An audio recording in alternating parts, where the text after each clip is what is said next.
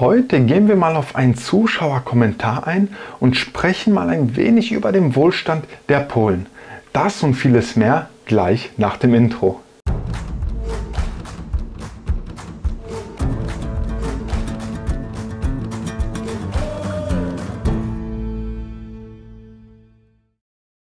An dieser Stelle auch nochmal Hallo und herzlich willkommen auf meinem YouTube-Kanal.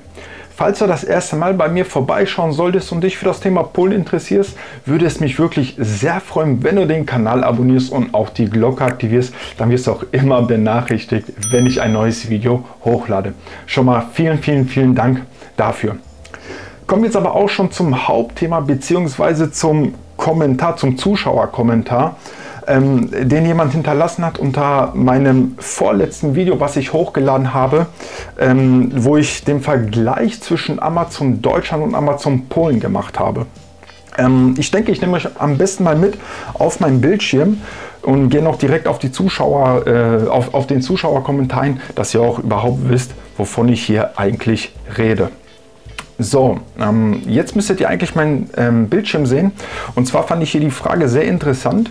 Die hat hier auch 7 Daumen nach oben gekriegt. Und die ist vom Grimpfjäger. Und er schreibt, verstehe sowieso nicht, Moment, ich markiere das hier mal, damit man es auch vielleicht besser lesen kann. Verstehe sowieso nicht, wie Polen sich das alles leisten können bei dem niedrigen Lohn. Um jetzt auch zu verstehen, was er jetzt mit den niedrigen Löhnen meint, können wir ja mal erstmal auf die Durchschnittslöhne schauen, wie die in Polen sind und auch was der Mindestlohn ist, um das dann vielleicht auch ein bisschen besser alles nachzuvollziehen. Und zwar habe ich mich auch schon mal hier vor ein bisschen erkundigt, was derzeit der Durchschnittslohn in Polen ist. Der beträgt ganz genau 6.583 Zloty, was umgerechnet 4.817 Zloty netto sind. Auf den Euro sind das derzeit ein bisschen mehr wie 1.000 Euro. Und dann haben wir jetzt hier auch noch den Mindestlohn in Polen. Der beträgt 3.010 Zloty, was netto 2.364 Zloty sind, was umgerechnet circa 500 Euro ist. Entschuldigung, 500 Euro ist. Hier haben wir auch eine Inflationsrate derzeit von 17,2%. Und hier haben wir jetzt auch nochmal die Durchschnittslöhne auf die verschiedenen Województwan aufgeteilt. Województwan sind im Prinzip, also in Deutschland sagt man Bundesländer, hier sind es Województwa. Und hier sieht man auch, dass im Województwa Mazowiecki der Durchschnittslohn am höchsten ist. Da beträgt der schon fast 7.700 Zloty brutto. Zum Beispiel, wo ich hier wohne, ich wohne in der Województwa Łódzkie, da sind das ein bisschen mehr wie 6.000 Zloty brutto. Es ist auch gar nicht so selten, dass Leute zum Beispiel aus Łódź, wo ich jetzt wohne, nach Warschau fahren, um dort zu arbeiten. Warschau und Łódź ist circa 1,5 Stunden voneinander entfernt. Das ist hier, sage ich mal, keine Seltenheit. Kommen jetzt aber wieder zurück zum Hauptthema, so dass wir das jetzt auch alles verstehen. Also Durchschnittslohn umgerechnet ca. 1.000 Euro, Mindestlohn ca. 500 Euro. So, dann gehen wir jetzt hier auf die Antwort ein, was der Pflanznatur geantwortet hat. Ein anderer Teil der Bevölkerung verdient aber wesentlich mehr Geld als den Mindestlohn und es gibt auch viele wohlhabende und reiche Verdiener im Land. Ja, also klar verdienen einige wesentlich mehr wie der Mindestlohn, deswegen haben wir ja auch ungefähr ein bisschen mehr wie einen doppelt so hohen Durchschnittslohn. Und ja, wohlhabend und reich, ja, da muss man, das würde ich sagen, liegt jetzt immer im Auge des Betrachters. Es kommt ja immer ganz darauf an, was für wen wohlhabend und reich sind, was für wen wohlhabend und reich ist. Also ich persönlich kenne hier auch Leute, die hier schon fünfstellig verdienen, natürlich in Zloty. Und ja, also ich denke, wenn jemand hier schon fünfstellig verdient, dann kann er hier schon gut leben. Dann kam auch die Antwort direkt vom Grimpfjäger, kann alles sein, dennoch kann ein Großteil der Polen das ganz sicher nicht bezahlen. Bei uns sieht es ja inzwischen auch ähnlich aus bei den Preisen hier. Ja, das ist teilweise so. Also hier würde ich jetzt sagen, kommt es wirklich darauf an, von welchen Teilen wir hier sprechen. klar, die vom Mindestlohn leben, die haben es hier derzeit verdammt schwierig, da hier die Kredite der Wohnungen sehr gestiegen sind, zum teilweise doppelt so viel. Also ihr müsst euch das mal wirklich jetzt vorstellen, je nachdem, aber das hängt natürlich auch von den Kreditverträgen ab und was für eine Laufzeit ihr habt und so weiter und so fort. Aber ihr müsst euch mal vorstellen, das ist jetzt kein Scherz, wenn ihr euch zum Beispiel hier eine Wohnung kauft und ihr habt jetzt eine Rate von 1000 Zloty vor 2 Jahren gehabt, dann habt ihr heute eine Rate von 2000 Zloty. Also die sind hier um die 100% gestiegen, die Kredite. Und das ist auch alles regelkonform. Also das ist jetzt hier kein Verbrechen oder sowas. Das unterschreibt man, dass hier halt die Kredite auch mit der Inflation mitgehen.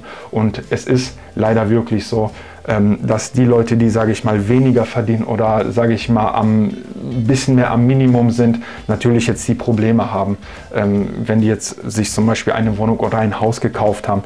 Die jetzt ein bisschen mehr verdienen, oder sprechen wir jetzt hier mal, wo wir hier gerade drauf eingegangen sind, von den, sage ich jetzt mal, Wohlhabenden und Reichen, ja, die können sich das mit großer Wahrscheinlichkeit noch leisten. Die haben jetzt einfach höhere Kosten, aber die leben jetzt irgendwie nicht am Existenzminimum. Dann kam die Antwort vom Pflanznatur. Ich wundere mich allerdings auch, warum so viele Polen eigene Häuser haben, sogar mehr als in Deutschland.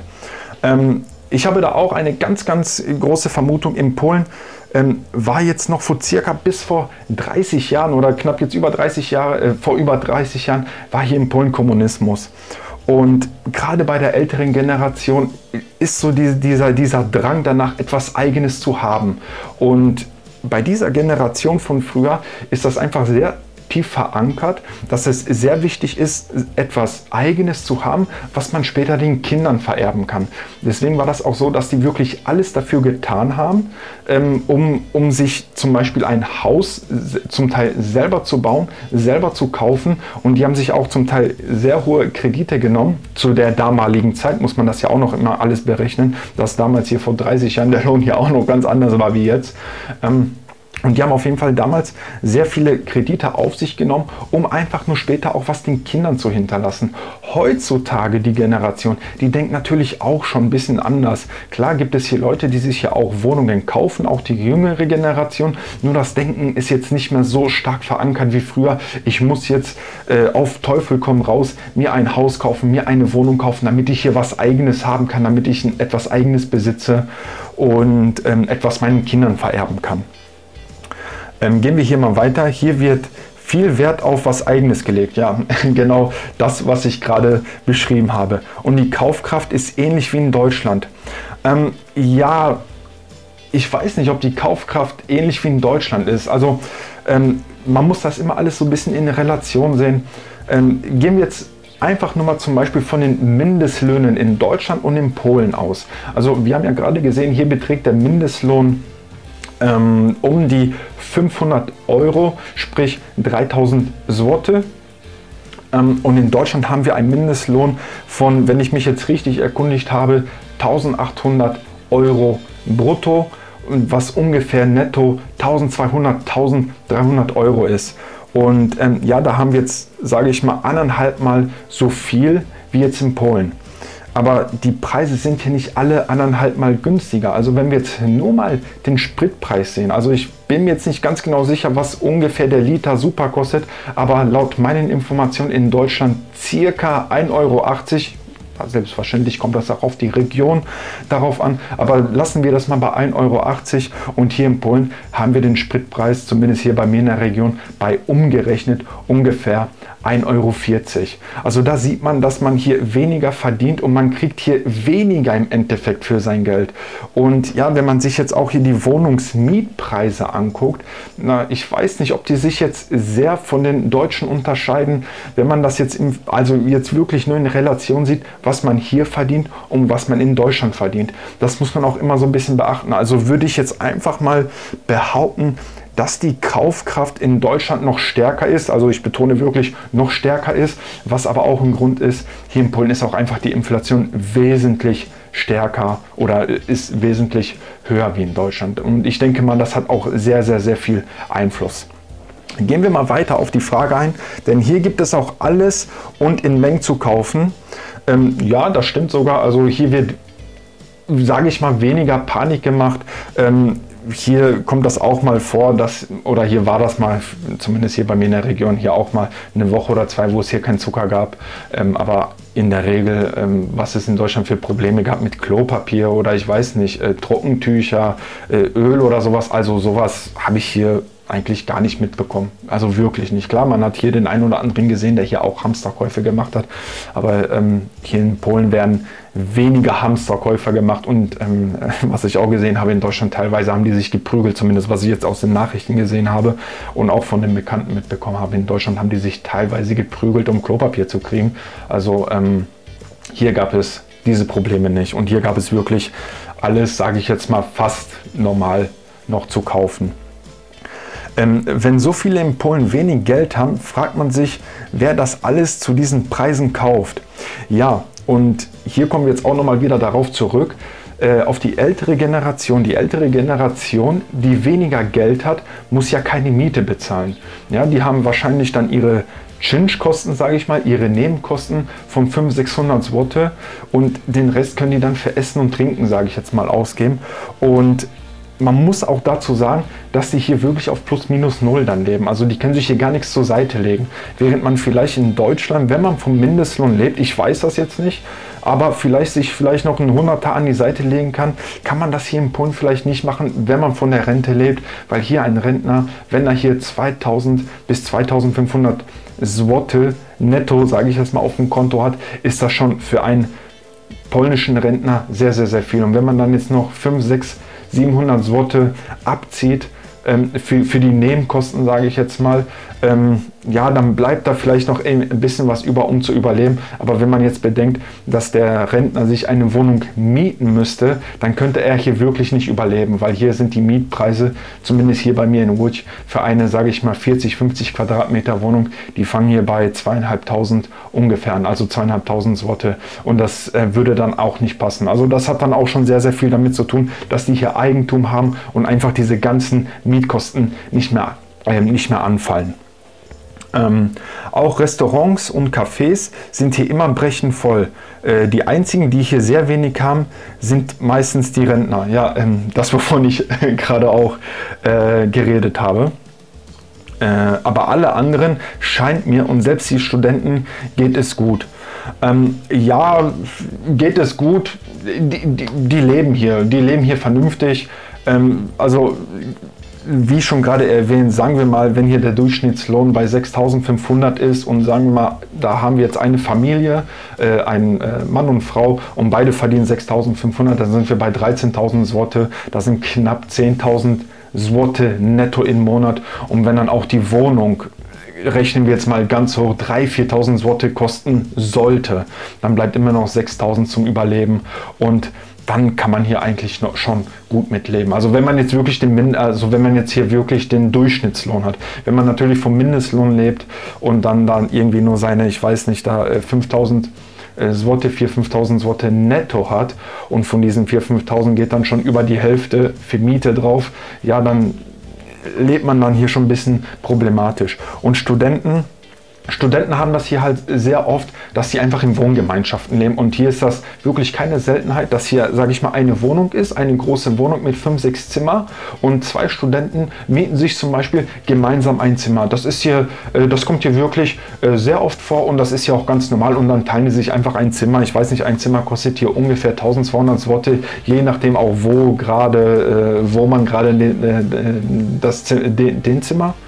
man gerade das Zimmer, ich weiß jetzt gar nicht, ob ich das jetzt richtig gesagt habe, aber zumindest wo man das Zimmer bucht und ja, somit, ja, Studenten leben vielleicht gut, ist, denke ich, auch Ansichtssache.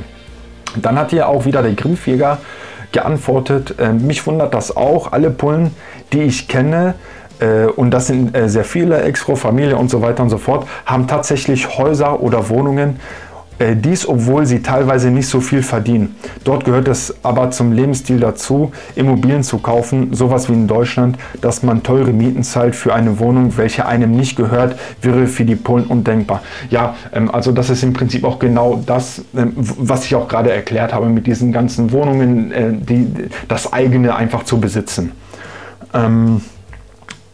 Ich staune immer wieder, uns erzählt man, dass in anderen osteuropäischen Ländern die Leute weniger verdienen, die Lebenskosten sind allerdings ähnlich hoch wie hier, und auch in Tschechien, Slowenien, Kroatien, Ungarn sind immer alle Geschäfte und Gaststätten voll und die Leute haben Immobilien, teilweise dickere Autos als bei uns.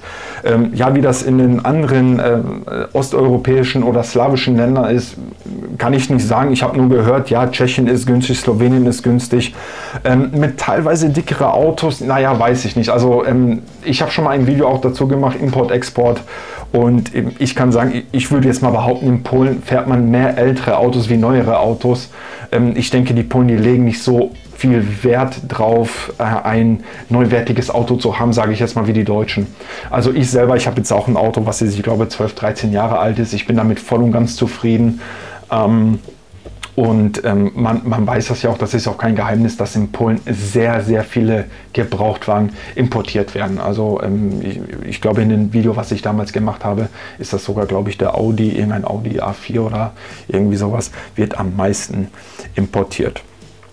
Ja, dann ist jetzt auch noch eine Antwort vom Olli. Ja, Schattenwirtschaft, Grimmfeger, ja, das geht, da geht viel schwarz. Der Staat schaut tatsächlich deutlich weniger hin als bei uns. Vor allem, wenn man eine Menge Steuern zahlt, wird man dort in Ruhe gelassen. Bei uns aber quetscht man gerade die, welche eh schon viel zahlen, noch mehr aus. Ja, also ich will jetzt hier dem polnischen Staat keine Korruption unterstellen. Also ich denke mal, dass jeder Staat versucht, hier und da ein bisschen Gelder hin und her zu schieben, damit es dem Land, sage ich jetzt mal, besser geht. Aber ich kann wirklich bestätigen und auch zugeben, hier wird weniger darauf geguckt. Wenn ich mich jetzt nicht ganz irre, kann man jetzt in Deutschland noch bis zu 2000 Euro, hoppala, jetzt fliegt hier noch eine Fliege rum, bis zu 2000 Euro bar einkaufen oder nur noch bis zu 2000 Euro bar einkaufen. Ich glaube, in Polen haben wir das immer noch so, dass man bis zu 25.000 Euro bar einkaufen gehen kann, ohne die Bank einzuschalten. Und ich würde jetzt auch behaupten, dass hier diese Sachen wie hier Steuern und hier Schwarzarbeiten, ja, wie gesagt, ich will das jetzt hier wirklich nicht dem Land oder die Leute hier unterstellen, aber ich denke mal, hier wird das vielleicht auch bewusst etwas lockerer gesehen. Aber es stimmt, hier schaut man etwas weniger da drauf. Ja, und das war's. Dann kam jetzt hier noch, vielleicht ja, weil weniger Polen auf Miete wohnen. Ja, mag sein, keine Ahnung.